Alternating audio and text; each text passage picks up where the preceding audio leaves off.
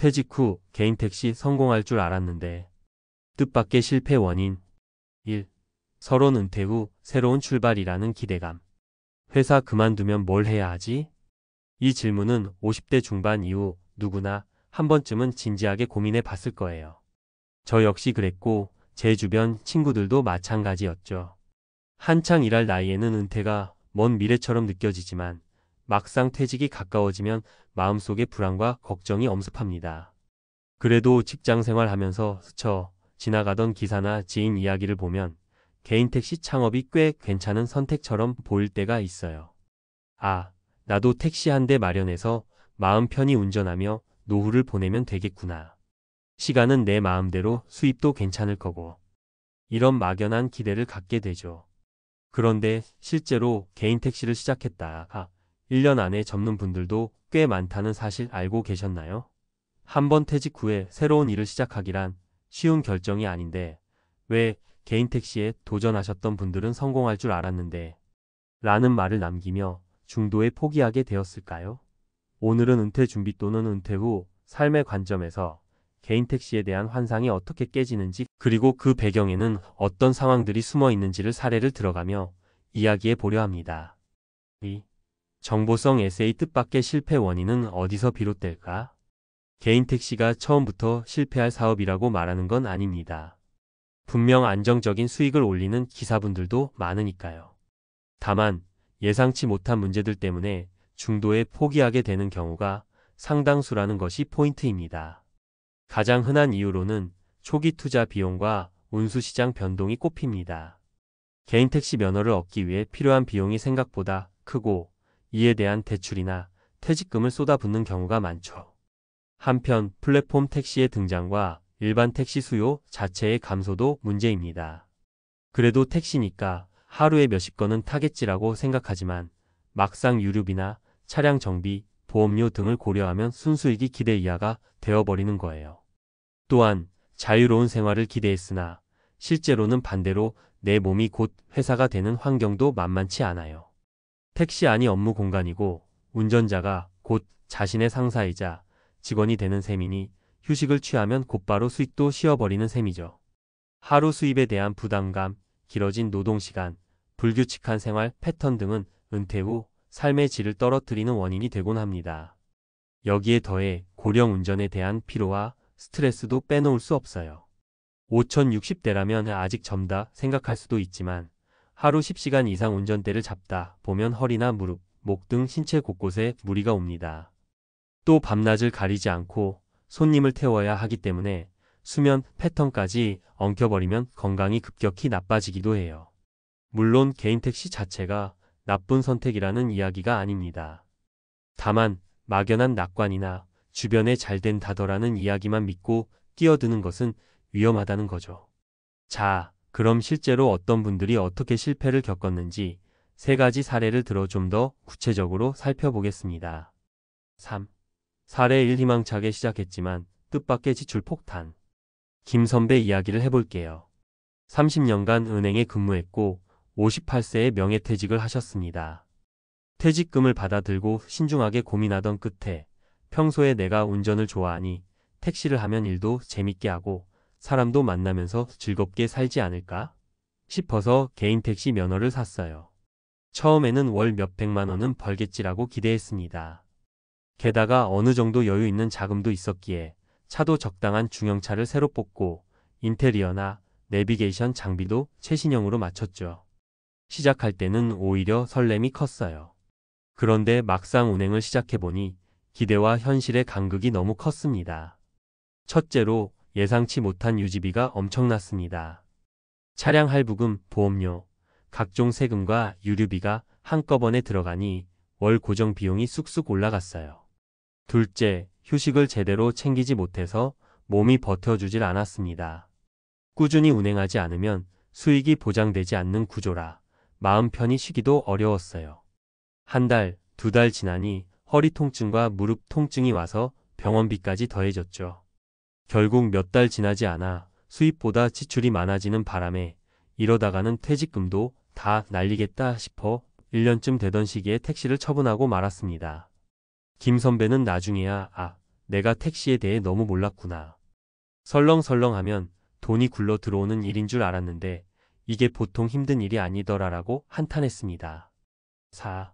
사례 이 실적에 쫓겨나던 회사 생활에서 벗어났지만 이 과장은 대기업 영업부서에서 25년을 일했습니다.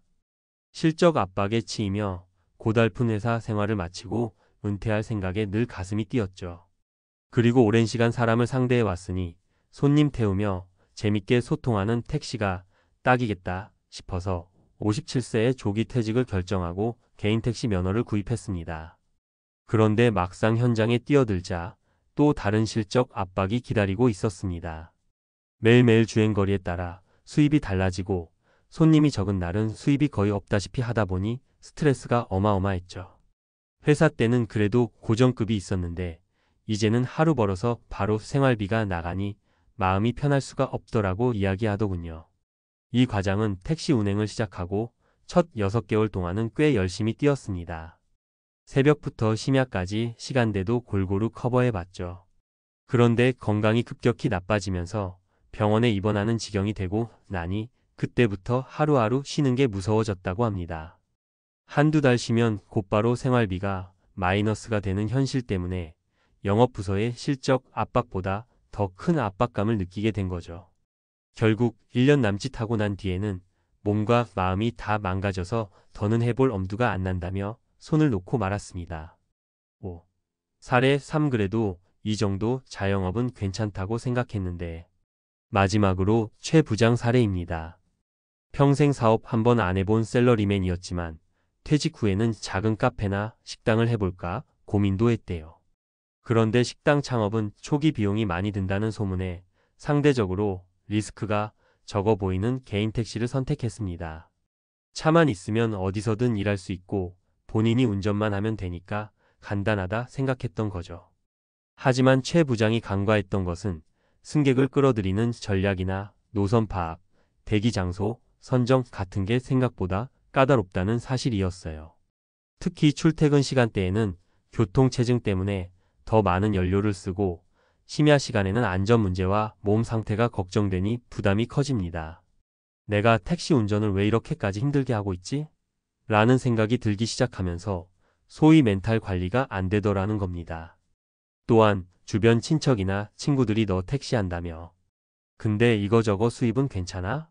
라고 물어볼 때마다 뻘쭘해지는 자신을 발견했다는 거죠.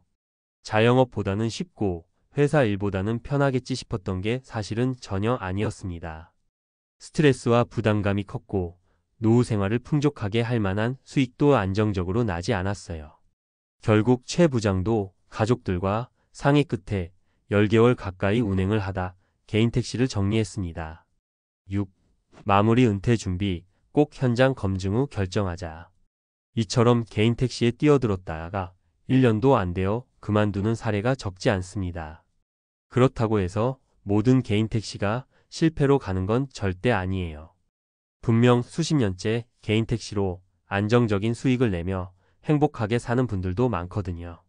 문제는 충분한 조사나 준비 없이 막연한 기대로 시작하는 경우가 너무 많다는 거예요. 사전 정보 수집 개인 택시 종사자들이 실제로 어느 정도 시간을 투자하고 어떤 노선에서 어느 시간대에 가장 효율이 좋은지를 알아봐야 합니다. 초기 자본과 비용 계산 차량 구입비나 면허 비용, 보험료, 유류비, 차량 정비 비용 등을 꼼꼼히 계산해서 최소 1년 정도는 버틸 수 있는 자금 계획이 있어야 합니다. 건강 상태 점검 은퇴 후에는 젊었을 때보다 회복력이 떨어질 수밖에 없어요. 장시간 운전이 가능할 정도인지 미리 건강검진과 체력 관리를 해두는 게 필수입니다. 본인의 생활 패턴 고려, 자유롭게 살고 싶다는 이유로 택시를 시작했다가 오히려 더 구속되는 느낌을 받을 수 있어요. 운행하지 않으면 수입이 곧바로 끊기니 이 점은 반드시 인지해야 하죠. 결국 은퇴 후의 삶이라는 것은 어떤 일을 하느냐보다 얼마나 철저히 준비했고 내 상황에 얼마나 잘 맞느냐가 더 중요합니다. 개인 택시가 잘 맞는 분도 있고 다른 업종의 자영업이 더 어울리는 분도 있겠죠. 어떤 길을 가든 충분한 사전 조사를 하고 주변 사례를 살펴본 뒤 현장 체험까지 해보는 게 좋습니다. 실질적으로 한 달 정도 직접 택시 기사분을 따라다니며 노하우를 배워본다거나 플랫폼 택시 쪽에서 보조기사로 일해보는 식의 체험이 큰 도움이 될 수 있습니다. 회사 생활 마치고 운전대만 잡으면 조금이나마 안정적으로 돈을 벌 수 있겠지. 이런 막연한 기대가 갖는 무서움을 위해 세 사례가 잘 보여준다고 생각합니다. 실제로 부딪혀보면 물리적 정신적으로 생각보다 훨씬 더 힘든 일이 있을 수 있거든요. 그러니 막상 현장에 가서 이게 아닌데? 하고 당황하기보다는 미리 준비된 은퇴를 위해 더 부지런히 알아보는 것이 여러분의 시간과 돈, 그리고 소중한 건강까지 지키는 길이라 확신합니다. 부디 그리 퇴직 후 개인 택시를 고민하거나 은퇴 후 새로운 도전에 대해 생각하시는 분들께 조금이나마 도움이 되었으면 좋겠습니다. 나이 들어서도 계속 일하면서 수입을 창출하는 건 분명 좋은 일이지만 무엇보다도 내 몸과 마음이 오래도록 건강해야 즐거운 노후 생활을 누릴 수 있으니까요. 여러분의 은퇴 준비, 그리고 은퇴 후의 삶에 진심으로 응원과 격려의 말씀을 전하며 개인 택시가 정말 내게 맞을까? 라는 질문을 스스로에게 던져보시길 권해드립니다. 철저한 준비와 현장 경험이 뒷받침된다면 얼마든지 새로운 길을 펼쳐갈 수 있으니까요. 무엇보다 미리 알아보고 경험해보고 자기에게 맞게 세심하게 설계하는 것이 은퇴 후 삶의 성공 비결이라는 점을 기억해 주세요.